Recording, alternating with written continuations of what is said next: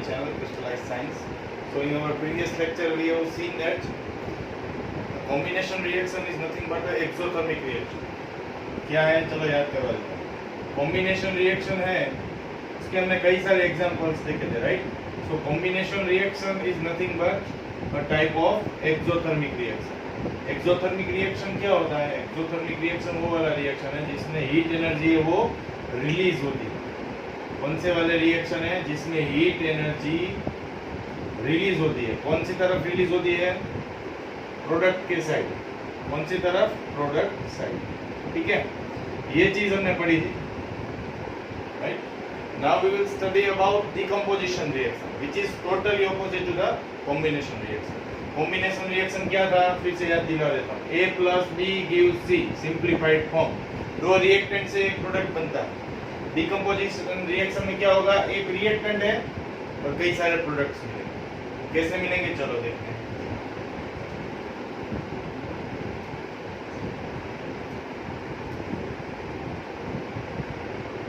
देखो एक एग्जांपल लेता हूँ. CaCO3 है, ठीक है. CaCO3 है, इसको मैंने हीट किया. क्या किया? हीट किया मतलब मैंने हीट एनर्जी CaCO3 को अप्लाई की, एक्सटर्नली मैंने दिया है. याद करो, एक्सोथर्मिक रिएक्शन में हीट एनर्जी निकल रही थी, बाहर निकल रही थी. CaCO3 में हम हीट एनर्जी बाहर से इनको दे रहे हैं. तो क्या होगा? ये जो है वो पूरा सेपरेट हो जाएगा. CaO क्या नाम है याद है? Plus CO2. Ca मतलब कैल्शियम, C मतलब कार्बन, O मतलब ऑक्सीजन. ठीक है. CaO का मतलब होता है कैल्शियम ऑक्साइड. सबका केमिकल नेम लिख रहा हूं. वो CO2 का मतलब कार्बन डाइऑक्साइड, बहुत ही जाना पहचाना. ठीक है. CaCO3 का मतलब कैल्शियम कार्बोनेट. कैल्शियम कार्बोनेट, ये नाम तो आपने सुना ही है. ठीक है, ये समझ में आ गया होगा, राइट.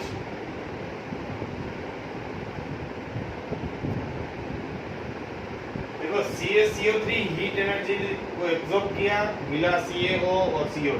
ठीक है, ये तो समझ में आ गया. दूसरी चीज, कैल्शियम ऑक्साइड का नाम दिया क्विक लाइन. ये नाम याद रहेगा, ठीक है ना. क्यों याद है आपको? इसके पहले हमने यही सीखा था. CaO + CO2 क्या मिल रहा था, ठीक है ना. तो ये तो समझ में आ गया भाई, ये हीट एनर्जी एब्जॉर्ब कर रहा है इसलिए इसका सेपरेशन हुआ, स्प्लिटिंग हुआ. ठीक है, अभी आगे जाते हैं. तो एक्चुअली डिकम्पोजिशन रिएक्शन है क्या? डिकम्पोजिशन रिएक्शन है क्या?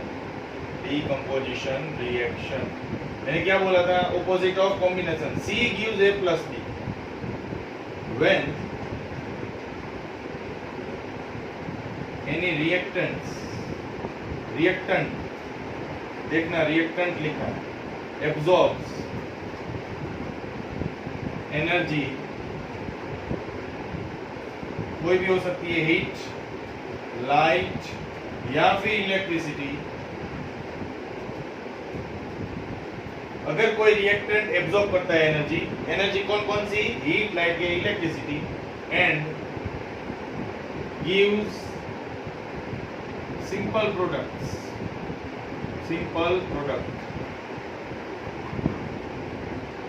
Then it is called decomposition reaction. तो इसको हम बोलते हैं डिकम्पोजिशन रिएक्शन. वो आपको समझ जाना है. ठीक है, चलो. CaCO3 सॉलिड में होता है, स्टेट ऑफ मैटर लिख रहा हूँ. ये भी सॉलिड में. कार्बन डाइऑक्साइड हमेशा गैसियस फॉर्म में ऊपर चला जाएगा. ठीक है, तो एरो जब ऊपर जाता है उसका मतलब आपको समझ जाना है कि ये गैसियस फॉर्म में है. और ये कैल्शियम ऑक्साइड कहाँ पे यूज होता है? सीमेंट के मैन्युफैक्चरिंग में. ठीक है, सीमेंट का जो व्हाइट वॉशिंग होता है, जेके व्हाइट पुट्टी, तो उसमें ये यूज होता है. सीमेंट के मैन्युफैक्चरिंग में व्हाइट सीमेंट में यूज होता है. समझ में आ गया? ठीक है, अब दूसरा रिएक्शन पढ़ेंगे.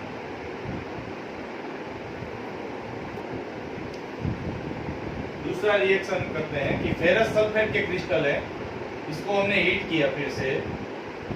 ठीक है, हमें क्या मिला? Fe2O3 + SO2 + SO3 ये मिला. ठीक है, बैलेंस से देखो तो. वो वाला रिएक्शन में मैं बैलेंस की बात नहीं की. क्यों? सबकी बैलेंस मोस्टली सेम थी और बैलेंस ही हो चुका था. वो आपको देख लेना है. ठीक है, ये थोड़ा बैलेंस मुझे नहीं लग रहा है. देखो FeSO4 को जब हमने गर्म किया तो FeSO4 जो है वो स्प्लिट हो गया, इसमें फेरस ऑक्साइड में, सल्फर डाइऑक्साइड में और सल्फर ट्राइऑक्साइड, ठीक है। FeSO4 के क्रिस्टल सॉलिड में थे, Fe2O3 आपको सॉलिड में मिलेगा, SO2 गैस में और ये भी गैस में, तो ये दोनों उड़ जाएंगे, ठीक है। इसलिए मैंने ऊपर एरो लगाया। ओके, इसका नाम क्या है? Ferrous sulphate. पहले नाम लिख देता हूँ, फिर बैलेंसिंग करेंगे। गिव्स यू फेरिक ऑक्साइड, 2 है इसलिए फेरिक, ठीक है। Fe था तो फेरस, सल्फर डाइऑक्साइड, और सेम वे ये समझ जाना है सल्फर ट्राइऑक्साइड, ठीक है। चलो भाई, इधर Fe का 2 एटम है, तो फर्स्ट स्टेप क्या होगा आपका? फर्स्ट स्टेप में यहाँ पे लगाऊंगा 2 एटम, यहाँ पे चला जाएगा। अब देखो फेरस तो 2 हो गए, ओके। सल्फर के कितने एटम है? 2 एटम है, यहाँ पे 1 और 1, 2 एटम, ठीक है। 4 2 8 ऑक्सीजन है, यहाँ पे कितने हैं? 3 + 2 5, 5 + 3 8। Oxygen is balanced, iron is balanced and sulphur is balanced, so this whole equation is balanced. आपने एक चीज नोटिस की, इसमें भी हमने हीट को ही दिया है, मतलब FeSO4 ने हीट को एब्जॉर्ब कर लिया। सो द डीकंपोजिशन रिएक्शन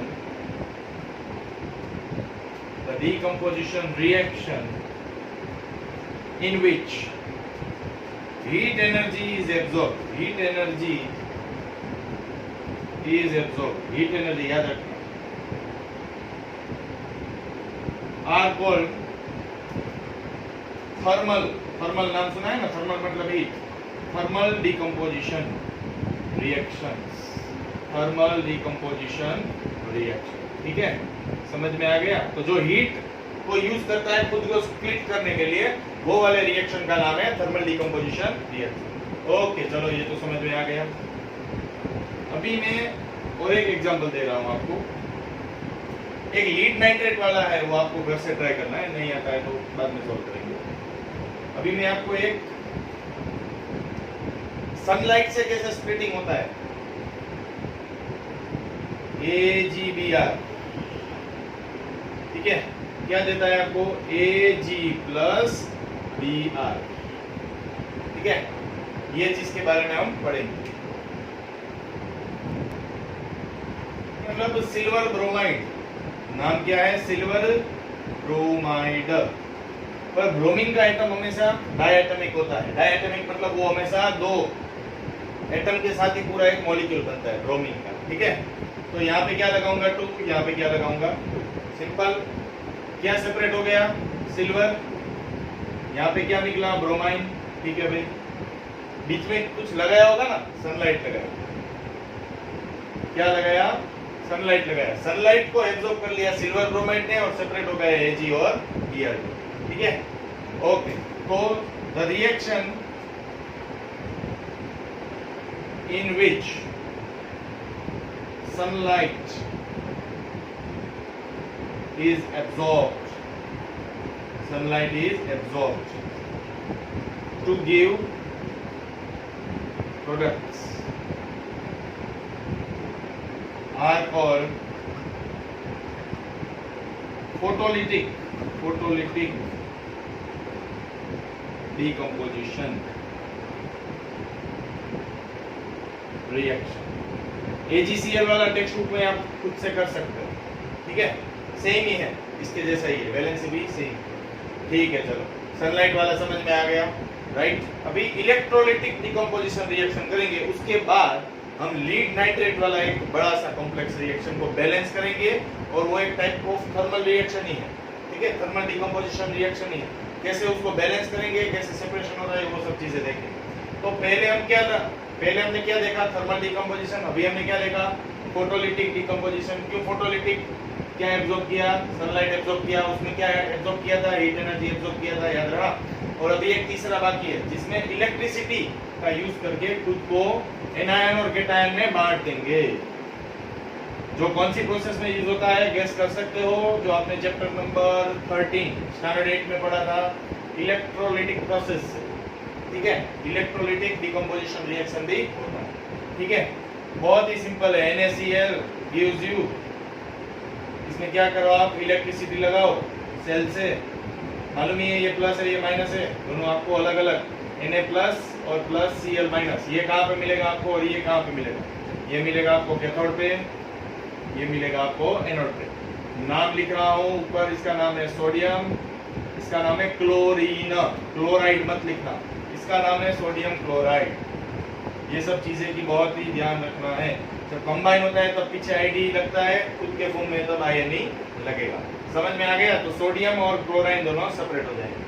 तो here electricity is absorbed, the reaction in which electricity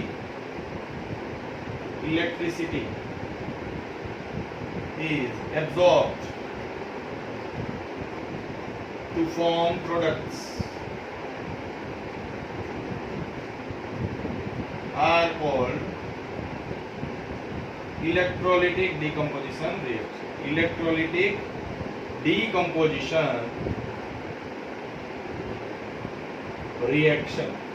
चलो इसमें क्या एब्जॉर्ब हुआ? इलेक्ट्रिसिटी। समझ में आ गया? तो डीकम्पोजिशन रिएक्शन में हमेशा एनर्जी एब्जॉर्ब होती है। एक्सोथर्मिक प्रोसेस में क्या हो रहा था याद करो, रिलीज होता था कुछ, क्या? एक ही चीज, हीट एनर्जी या कुछ एनर्जी रिलीज होती थी। इसमें एनर्जी ले रहा है, राइट? तो लेता है तो एंडोथर्मिक, वो एक्सोथर्मिक, एग्जॉस्ट। आपने नाम सुना है एग्जॉस्ट? एग्जॉस्ट कहाँ यूज होता है? हमारे व्हीकल के साइलेंसर में एग्जॉस्ट होता है। ये एंडोथर्मिक, एंडो मतलब एब्जॉर्ब, ठीक है? तो इसमें एब्जॉर्ब हो रहा है, इसलिए decomposition reaction are generally known as endothermic reaction, ये याद रखना। Combination reaction are called exothermic reaction because they release the energy in the product side, here they gain energy in the reactant side, ठीक है? Okay चलो अभी क्या बचा? Lead nitrate. Okay भाई, लीड नाइट्रेट का रिडक्शन देखेंगे, फिर ये वीडियो लेक्चर आपका एंड हो जाएगा। लास्ट में कंक्लूड कर दूंगा, कॉम्बिनेशन रिएक्शन है उसको एंडोथर्मिक क्यों बोलते हैं और एक्सोथर्मिक डीकम्पोजिशन क्यों बोलते हैं, ठीक है?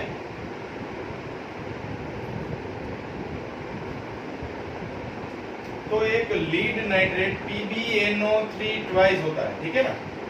Gives you lead oxide, okay, plus nitrogen dioxide gas plus oxygen, ये सब चीजें आपको देने वाला है जब आप इसको गर्म करोगे, हीट एनर्जी दोगे तब। थर्मल डिकम्पोजिशन प्रोसेस, ठीक है? लीड ऑक्साइड दिया हमें, नाम लिख देते हैं लीड ऑक्साइड, इसका नाम है नाइट्रोजन, 2 एटम, डाइऑक्साइड, इसका नाम लिखने की जरूरत नहीं है, स्टेट लिख देते हैं, solid state, gaseous state and gaseous state. Okay clear? अभी प्रॉब्लम क्या है? यहाँ पे NO3 ट्वाइस, 3 2 6, यहाँ पे 2 और यहाँ पे 2, 4 + 1 5। ओके तो क्या करना पड़ेगा? मैं यहाँ पे 2 लगाता हूँ, ओके तो देखो 2 + 2 4 + 2 6 हुआ। अभी यहाँ पे 2 लगाने से यहाँ पे भी 2 लगाना पड़ेगा। ओके भाई ये तो लगाया। अब क्या हुआ देखो तो, नाइट्रोजन 2 गिनना है। देखो यहाँ पे मैंने 2 क्यों लगाया? ऑक्सीजन को बढ़ाने के लिए मैंने यहाँ पे 2 लगाया, क्योंकि मैंने यहाँ देखा 2 + 2 4 + 1 5 हो रहा है, यहाँ पे क्या है 6 हो रहा है। हमेशा एक चीज याद रखना, आपको इवन नंबर में लेके आना पड़ेगा, ठीक है? तो 3 2 6 था, मैंने यहाँ पे 2 एटम बढ़ाए, राइट? यहाँ पे क्यों लीड के 2 एटम बढ़ाए? क्योंकि मैंने यहाँ पे भी 2 एटम बढ़ाए।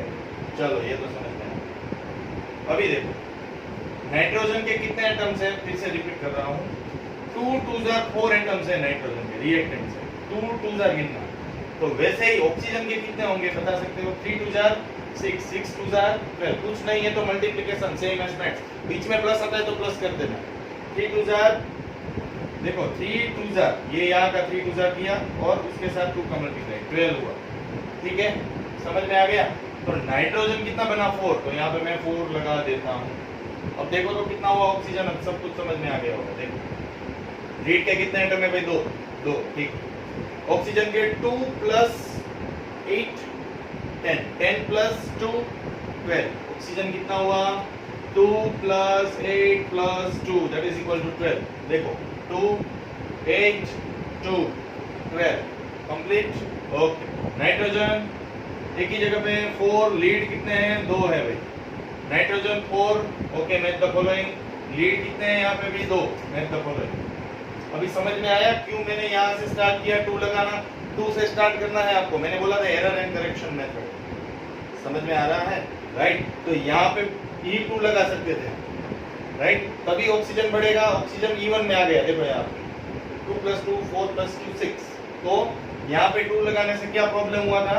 लीड को भी अप्लाई होता है और ऑक्सीजन को भी अप्लाई होता है। सेम वे वो 2 उठा के हमने कहाँ रखा? यहाँ, ठीक है? फिर सब कुछ बैलेंस हो गया। So in this way you can easily balance each and everything. And yes, the name of this is lead nitrate. पहले मैंने बोला था, वर्ड्स में लिख देता हूँ, लीड नाइट्रेट।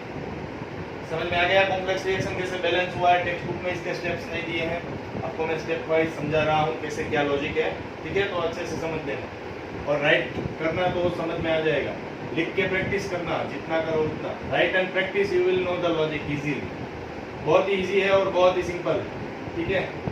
चलो अभी एक समरी बना लेते हैं। अब तक हमने मेन 2 रिएक्शन पढ़े हैं, combination reaction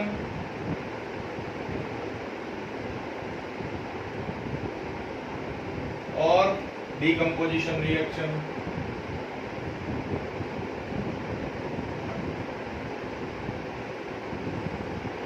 okay, first difference क्या है? A + B gives you C, ठीक है? इसका ऑपोजिट हमने क्या पढ़ा? C gives you A + B। Okay भाई, मतलब ये फर्स्ट डिफरेंस हो गया। सेकंड डिफरेंस क्या था? इन such reactions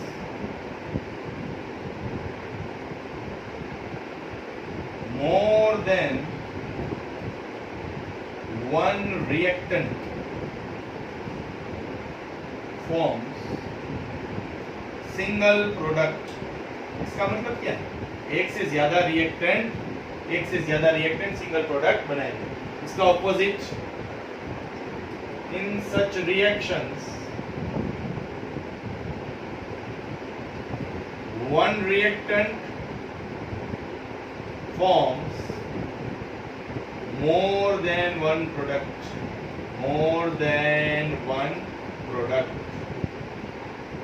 प्रोडक्ट्स लिखूंगा, ठीक है? इसमें एक से ज्यादा रिएक्टेंट होते हैं और एक प्रोडक्ट बनता है। इसमें एक ही रिएक्टेंट होता है और कई सारे प्रोडक्ट्स बनते हैं, ठीक है भाई? कॉम्बिनेशन रिएक्शन में heat energy is released on product side, याद रखना।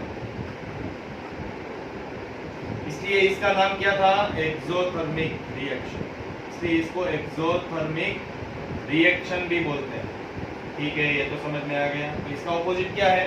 रिलीज ऑन प्रोडक्ट साइड, याद रखना, प्रोडक्ट साइड पे रिलीज होगा, यहाँ पे कुछ एनर्जी रिलीज होगी, ठीक है? ओके, थर्ड इसमें क्या है? हीट एनर्जी इज एब्जॉर्ब्ड, वो एब्जॉर्ब करता है कौन से तरफ? On reactant side. और इसीलिए ये वाले रिएक्शन का नाम है एंडोथर्मिक। एंडो मतलब एब्जॉर्ब, थर्मिक मतलब हीट या कोई भी एनर्जी रिएक्शन, ठीक है? जनरली हीट ज्यादा होता है, लाइट और वो वाले रिएक्शन थोड़े कंपैरेटिवली कम होते हैं, ठीक है? तो यहाँ पे एनर्जी है वो एब्जॉर्ब करने वाला, ठीक है? समझ में आ गया? This is the difference. It can be asked in your exam इन 2 or 3 marks. That's why I have written over here. एक एग्जांपल दे देना है ऐसा हो तो, right? Okay, so I hope you must have got what is the meaning of combination reaction, what is the meaning of decomposition reaction, what is the difference between the two, what is the meaning of endothermic reaction, what is the meaning of exothermic reaction. And yes, इसके साथ आपको balancing भी थोड़ा बहुत अभी आ गया होगा, right? Try to attend the in-text questions, statements वाले हैं, वो state कैसे होता है, right? aqueous state में और liquid में क्या फर्क है, right? वो सब चीजें लर्न करना बहुत ही जरूरी है। तब तक वीडियो देखते रहिए, बैलेंसेस लर्न करते रहिए, right? Happy learning. Do like, subscribe and comment my channel. Thank you.